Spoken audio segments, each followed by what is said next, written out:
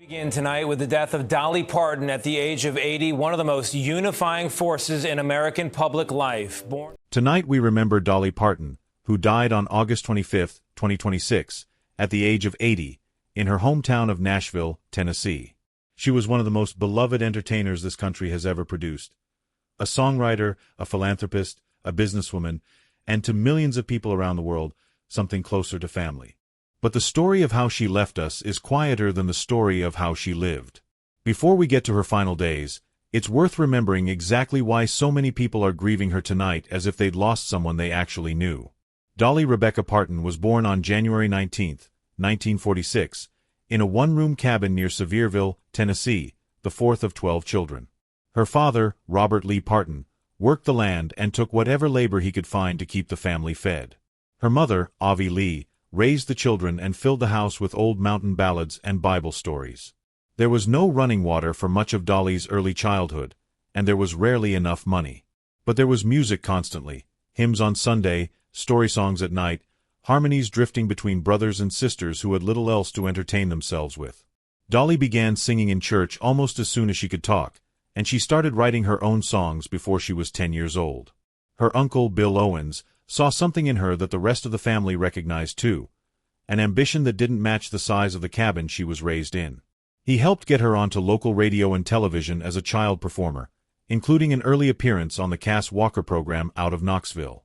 Those years taught her the difference between having talent and knowing how to use it in front of people. She had both. By the time she graduated from Sevier County High School in the spring of 1964, Dolly had already decided what came next. According to the story she told for decades afterward, she got on a bus for Nashville the very next day.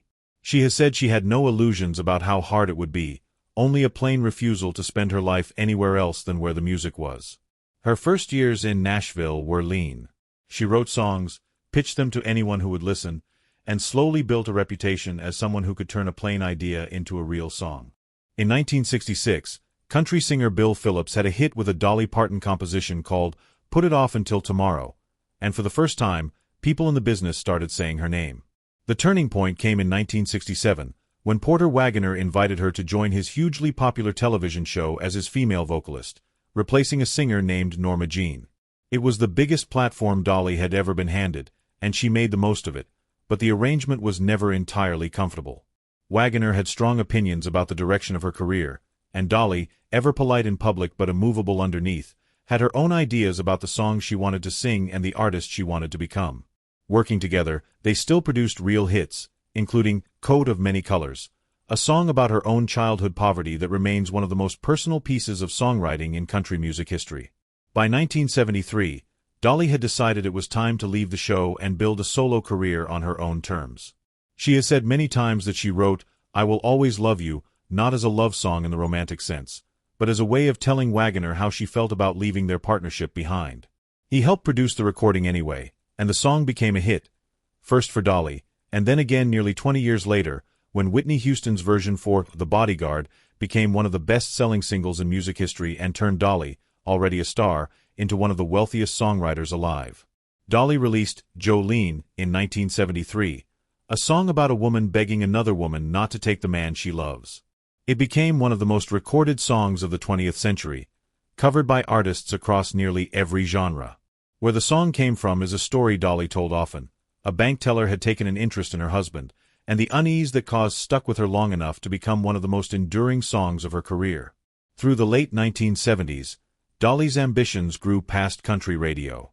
In 1980, she starred alongside Jane Fonda and Lily Tomlin in the workplace comedy 9 to 5, and wrote and performed the film's title track, which became a massive crossover hit and earned her some of the biggest award nominations of her career. More film roles followed, including The Best Little Whorehouse in Texas and Steel Magnolias, introducing her to audiences who had never listened to a country record in their lives. Somewhere in the middle of all of it, Dolly became a businesswoman on a scale few entertainers ever reach. She opened Dollywood in the Tennessee mountains in 1986, built out a portfolio of film and television production, and, critically, held onto the rights to her own songwriting catalog rather than selling it off, which meant that every new use of a song like I Will Always Love You continued to pay her directly for the rest of her life. Decades later, she launched the Imagination Library, a program that has mailed free books to millions of children every month, arguably her proudest achievement outside of music itself. What set Dolly apart from most of her country music contemporaries was never just her voice, distinctive as it was. It was her refusal to let anyone else write her story for her. From the very beginning, she insisted on writing her own material, at a time when female singers in Nashville were routinely handed songs written by men and expected to simply perform them well. Dolly wanted to be the one deciding what the songs said, and over the decades that stubbornness turned into one of the largest and most valuable songwriting catalogs in American music history, with well over 3,000 songs credited to her name. Other artists noticed. Linda Ronstadt and Emmylou Harris, two of the most respected voices in American folk and country music, spent years recording alongside Dolly, culminating in the trio albums of the late 1980s and 1990s, records now regarded as some of the finest vocal harmony work ever put on tape. Younger artists across country, pop, and even hip-hop have cited her as an influence, not just for her songs but for the example she set. Write your own material, own your own masters, and never apologize for where you came from. Over a career that spanned more than 6 decades, Dolly won 11 Grammy Awards and received dozens more nominations, along with major honors from the Country Music Association, the Kennedy Center, and the Rock and Roll Hall of Fame, which inducted her in 2022 despite her own initial protest that she didn't consider herself a rock artist. She sold more than 100 million records worldwide, making her one of the best-selling music artists in history, and she remained a commercial force well into her 70s and 80s, releasing new albums, collaborating with younger artists, and even putting out a rock covers record late in her career that surprised critics who assumed she had nothing left to prove. Music scholars have long pointed to her voice itself as something unusual. A high, clear soprano with a fast, distinctive vibrato that made her instantly recognizable within the first few notes of any recording. It was a voice that could carry both the plain-spoken sorrow of Coat of Many Colors and the playful bite of Jolene, without ever sounding like it was reaching for either. Almost none of this happened alongside a public marriage, and that was entirely by design. Dolly met Carl Dean in 1964, on her very first day in Nashville, outside a laundromat. They married 2 years later, in May of 1966, in a small ceremony in Ringgold, Georgia. Carl worked in asphalt paving, had no interest in the entertainment business, and spent the next 58 years almost never appearing at an award show, a movie premiere, or a magazine profile alongside his famous wife. Some fans joked for years that he wasn't real, simply because he was so rarely photographed. Dolly always pushed back gently against that idea. She explained again and again over the decades that Carl simply had no interest in fame, and that she respected that enough not to force it on him. Their marriage worked, by her account, precisely because they gave each other room to live very different lives, hers on stages and film sets around the world, his largely at home in Tennessee. Carl Dean died on March 3, 2025, at the age of 82, after nearly 60 years of marriage. Dolly wrote a short message to fans in the days afterward, thanking them for their support and saying simply that she believed he was now at peace. It was, by every account from people close to her, one of the hardest losses of her life. The quiet partner who had never asked for any part of her spotlight was suddenly gone from it entirely. If music was how the world came to know Dolly, her philanthropy may be how future generations remember her longest. She started the Imagination Library in 1995 in Sevier County, Tennessee, as a small local program to mail free books to children before they started school, inspired in part by her own father, who never learned to read or write. What began as a modest project for a few thousand children in her home county eventually grew into a global effort, mailing free, age-appropriate books every single month to millions of children across the United States, the United Kingdom, Canada, Australia, and beyond, regardless of family income. Dolly rarely spoke about the program in the same triumphant tone she used for her music career. She tended to describe it plainly, as something she felt she owed to the children who reminded her of herself. She also donated heavily to wildfire relief efforts after devastating fires tore through the Great Smoky Mountains in 2016, to medical research, and to countless smaller causes closer to home in East Tennessee that never made national headlines. Friends and colleagues often said that this quieter side of Dolly's giving mattered as much to her as anything she ever did on a stage. The year that followed was not an easy one for Dolly, publicly or privately. In the spring of 2025, she postponed a planned Las Vegas residency, citing health issues, with hopes of rescheduling the shows for later. By May of 2026, she announced she was canceling the residency altogether. She said at the time that she had been undergoing treatment connected to kidney stones and other health complications for several years, and that she needed to focus on her recovery rather than the demands of a live show schedule. Even so, Dolly kept working. Those close to her described her in the weeks before her death as someone still talking about future projects, still writing, still thinking about what came next. The same instinct that had defined her since she was a teenager stepping off a bus in Nashville. Just weeks before she died, she had been forced to miss an appearance at Dollywood, the park that bears her name, because of ongoing health issues. On August 25, 2026, Dolly Parton died at her home in Nashville, surrounded by loved ones. Her family later confirmed that her death followed a brief battle with cancer, treated at the Vanderbilt Ingram Cancer Center. The news was delivered by her nephew, Brian Seaver, who had served as her head of security for more than 2 decades, a role his own father had held before him. In a video message posted to her social media accounts on behalf of the Parton and Owens families, Seaver explained that Dolly had personally asked him, years earlier, to be the one to deliver this news when the time eventually came.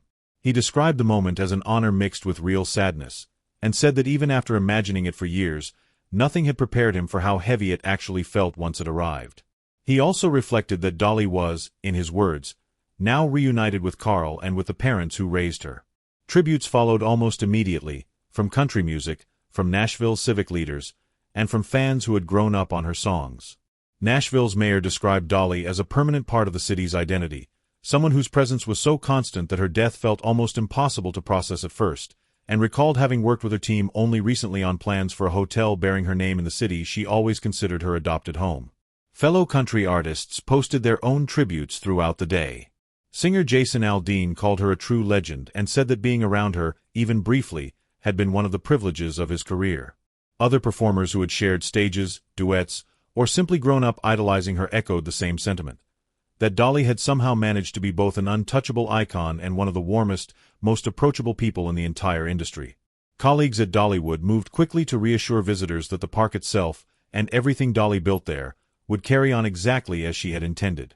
The park's president addressed guests directly in a video message, acknowledging that many fans were worried about what would happen to Dollywood without Dolly physically present, and promising that the park would remain open and continue growing, just as she had always wanted it to. Dollywood, which has carried her name for 40 years, stayed open the day after her death, a decision the park said reflected exactly what Dolly herself would have wanted. It's worth being honest about something. In the hours after Dolly's death, a wave of unverified claims spread online, including secondhand stories about specific things she supposedly said in her final moments. Some of those stories can't be confirmed by anything her family or care team has actually said publicly, and we're not going to repeat them here as fact. What we do know, from her family's own words, is simpler and in some ways more moving, that Dolly asked her own nephew years in advance to be the one to tell the world when she was gone, and that when the moment finally came, he did exactly that, on her terms, in her own words as best he could carry them.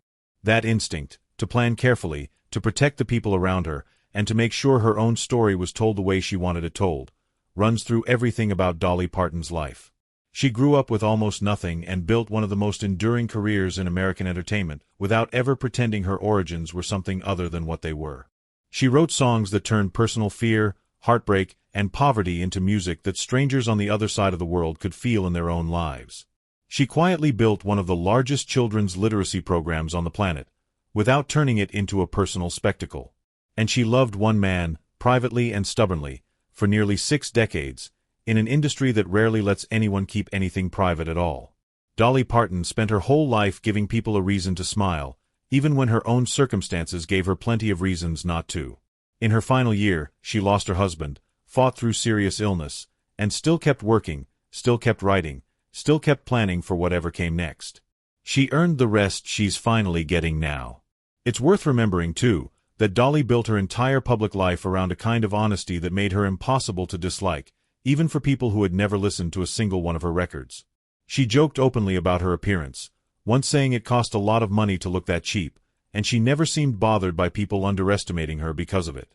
That combination, a sharp business mind hidden behind a persona she built and controlled herself, a childhood of real poverty turned into some of the most listened-to songs in American history, and a private marriage that outlasted nearly every celebrity relationship of her era, is not something the entertainment industry produces very often. Most people who reach her level of fame either lose themselves inside it or spend their whole career trying to escape it. Dolly did neither. She simply decided early on exactly who she wanted to be, and then spent 60 years refusing to be anyone else. If this story meant something to you, take a moment to share the song of hers that means the most to you, and let us know in the comments what Dolly Parton's music meant in your own life.